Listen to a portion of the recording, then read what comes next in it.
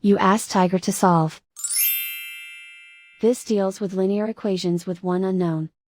The final result is 8 equals 21 over 8. Let's solve it step by step. Group all constants on the right side of the equation. Subtract 3 over 4 from both sides. Combine the fractions.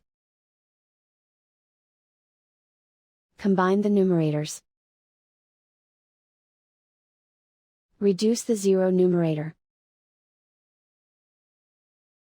Simplify the arithmetic. Find the lowest common denominator. Multiply the denominators. Multiply the numerators. Combine the fractions. Combine the numerators. Isolate the a. Multiply both sides by inverse fraction 7 over 1.